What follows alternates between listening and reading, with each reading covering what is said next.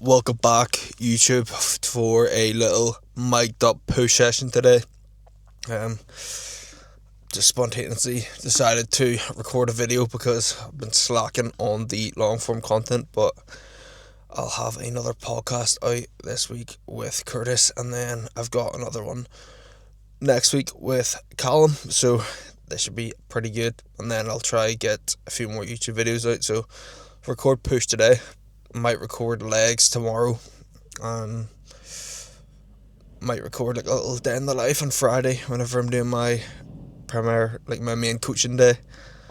We'll see. But yeah, I've actually had like maybe 2 to 3 other YouTube videos recorded, and this could probably end up with them. So if this actually sees the light of day, then yeah, that's decent. Like, I've edited them and I just watched the video. I'm just like, this is shit. I'm not uploading it. Which, probably isn't like the best thing to do, but it's just like what happened is it could happen here as well. Go in, the music's way too loud, so then I'm like, alright, I'll do a voiceover, and then I do a voiceover, and I'm like, this is just shit. The thing is as well, it's hard for me to upload these because I don't watch gym videos anymore. Like, I actually don't even really watch YouTube at all anymore. So when I'm watching it back, I'm like, would I watch this? No.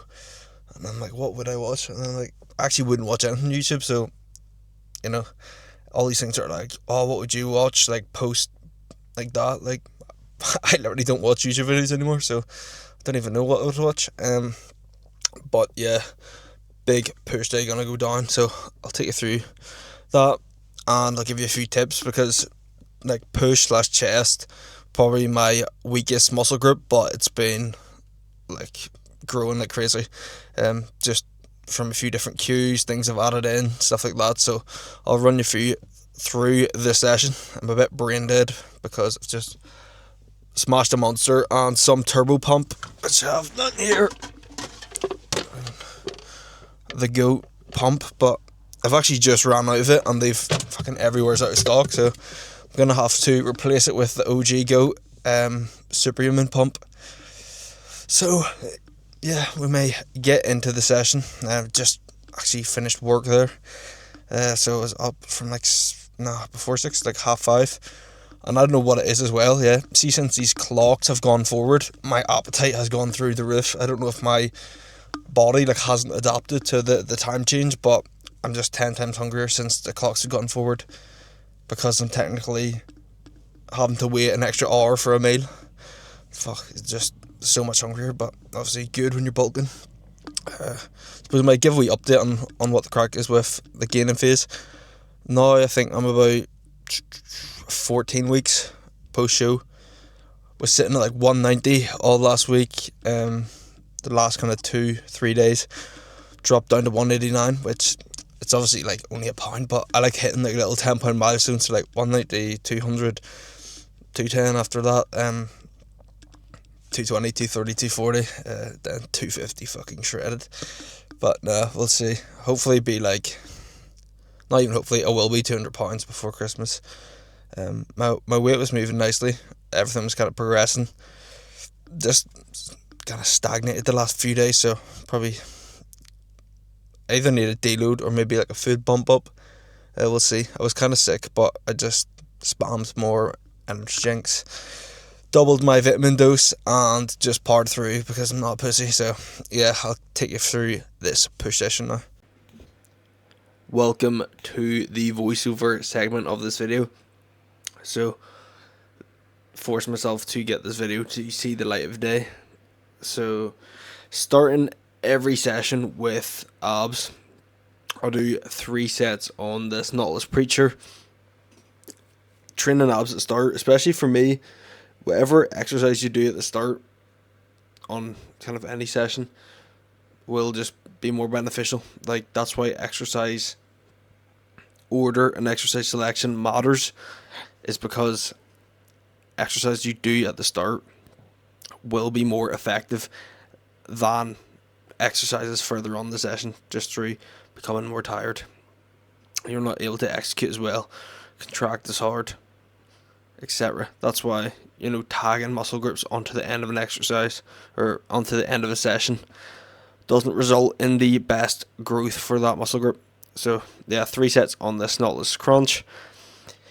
Another benefit I find of training abs at the start of every session, especially for me because I've pretty shallow abs, and they have come up quite a lot since I started doing this for the last 14 or so weeks, is just the connection you get with your abs and your ability to brace on every exercise.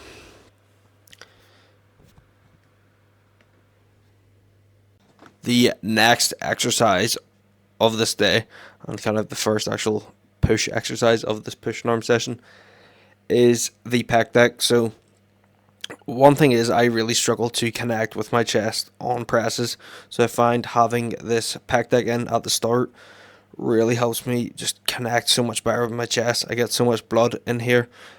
Not taking this completely to failure again, and really controlling this. So good, like 2 to 3 second stretch, contract, control the eccentric, and then just like 2 to 3 RIR, just to really just get a lot of blood into the pecs, so that whenever we go into the pressing work, I'm able to connect with it straight away and actually feel my chest on the pressing. So pressing on the menu today is some low incline Smith, and you'll see here I'm not the best Smith presser in the world, just mainly due to my trap and shoulder stability. But one thing I will say is switch on for the sets. I've mentioned it at the end of this video, because I recorded the outro before this voiceover, but just look how switched on I get for these sets. Like, this is not a pretty optimal accuracy merchant set.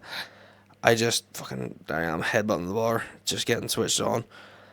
I'm just trying to touch new load and just move some weight on my first set of the Smith, because a big thing I find for pressing in general is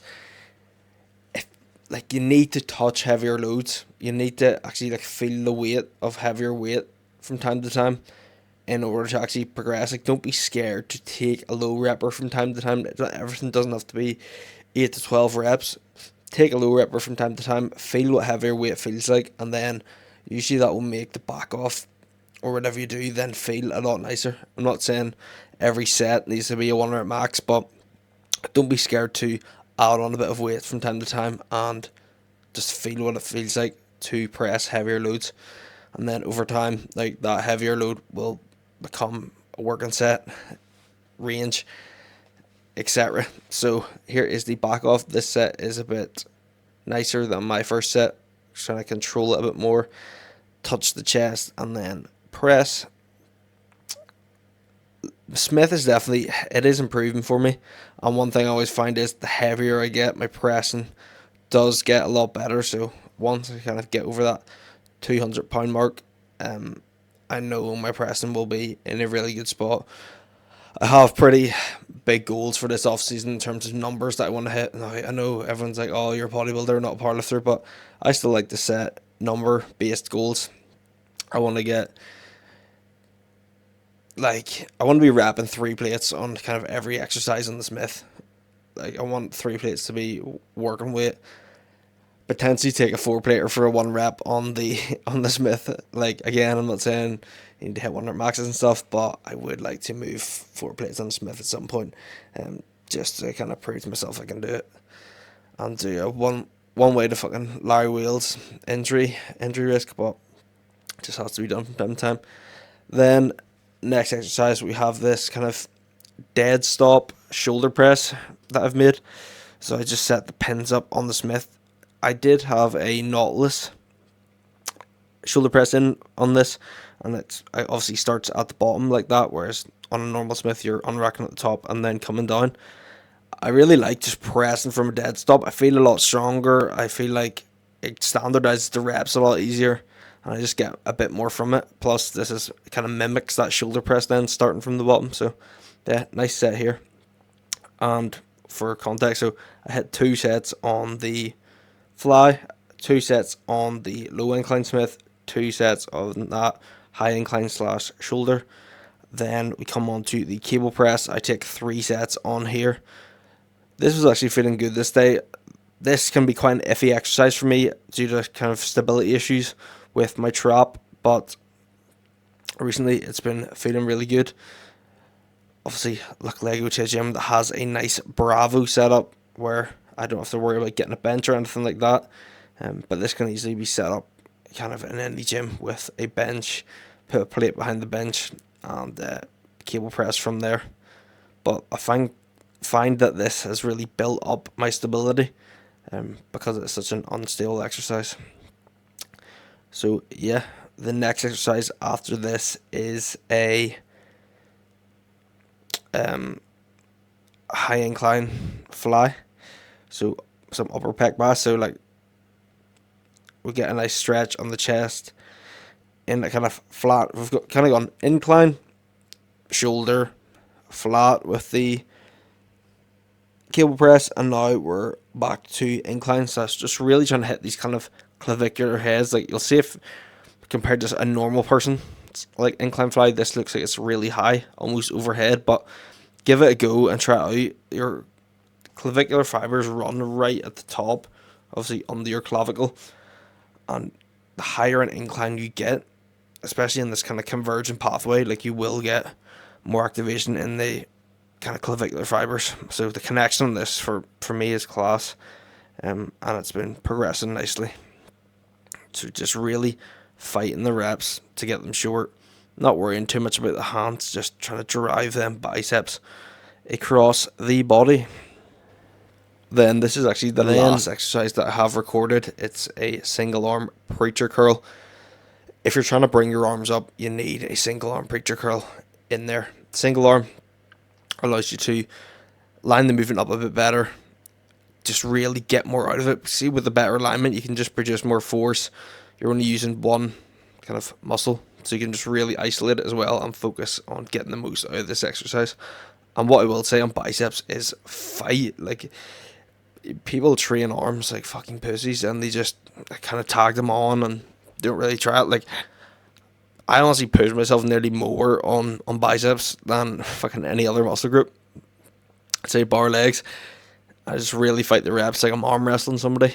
And this variation of a single arm preacher on the cable just hits so different. Like, give it a go, and trust me, your arms just have to grow. Like, the connection you get with your bicep is just class. I'll touch on this as well. You'll see me here taking a break. If you're doing any kind of single arm movement, never go straight in to the other side. Rest a good 30 seconds, catch your breath, and then go again.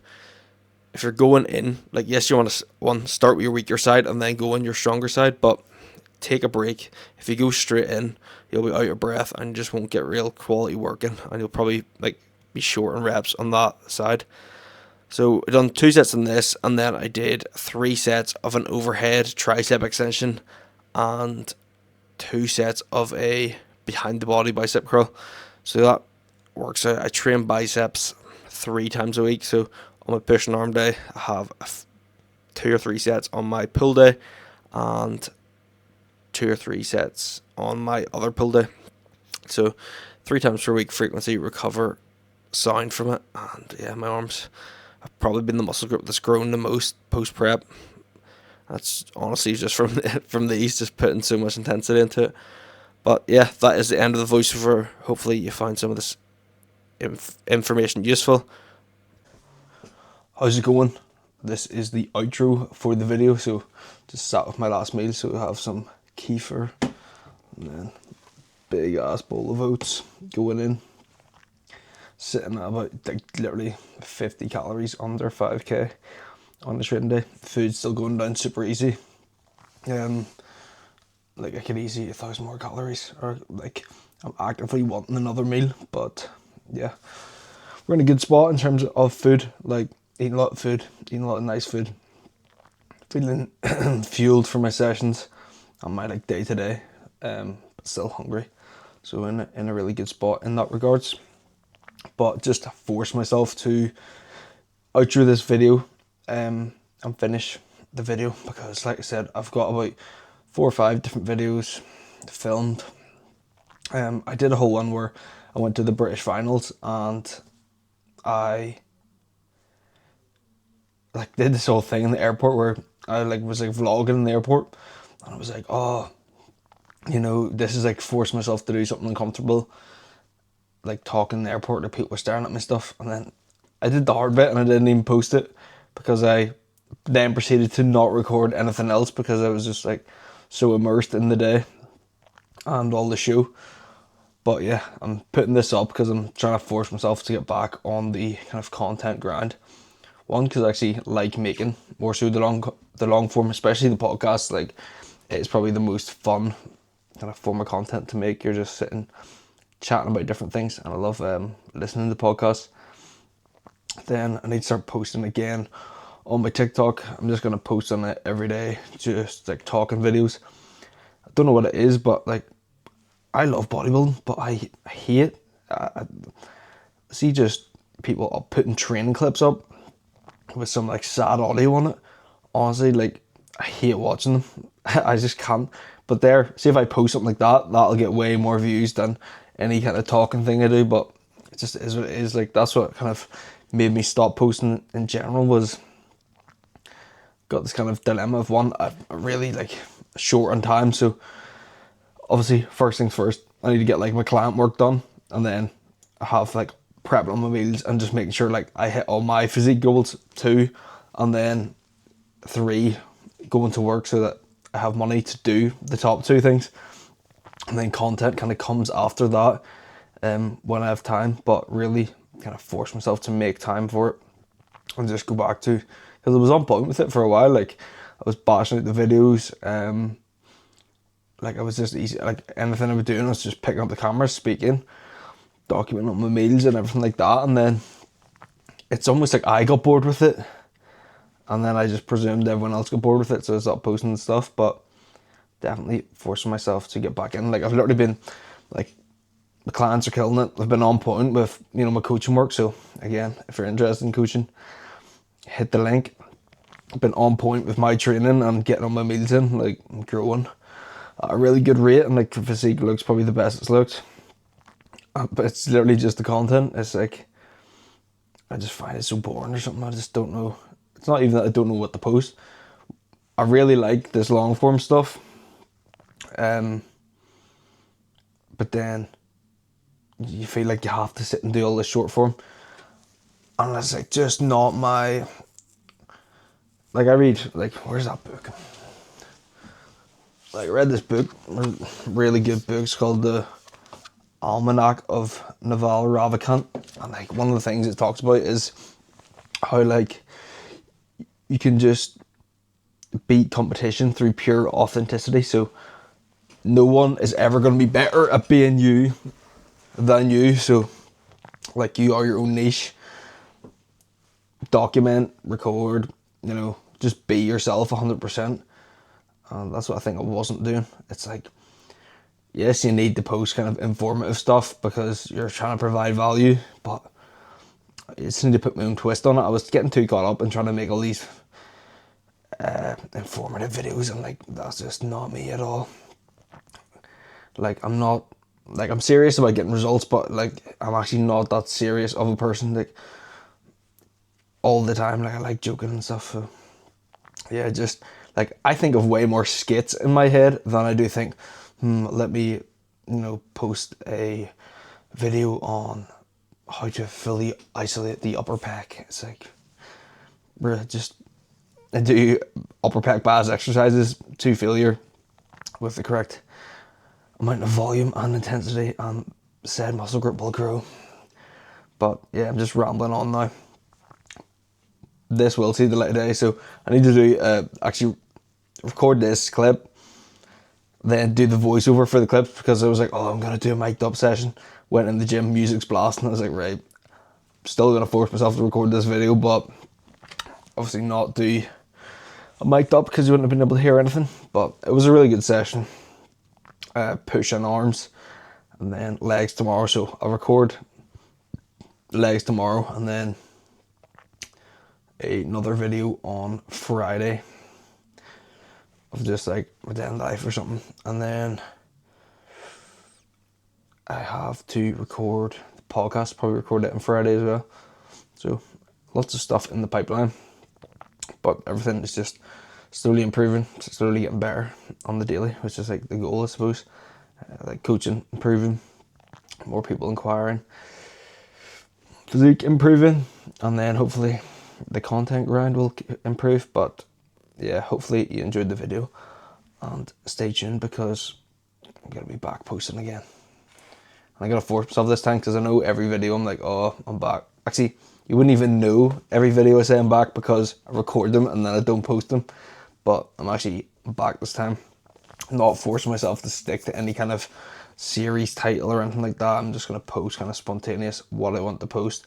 I'm more talking stuff like this. Like, again, when I'm speaking about how I was kind of posting stuff that wasn't really me, it's like I got caught up in trying to make the videos shorter when it's like my favorite bit is just sitting talking to the camera, like training clip. I like to lock in when I train, like see recording, I couldn't give a fuck about recording my training. I know like some people are really like that, just, you know, training, but like I don't even really like watching other people's training videos. I just, when I'm in the gym, I'm just in the zone. Like, I want to train. I don't think about anything else. I think about the set.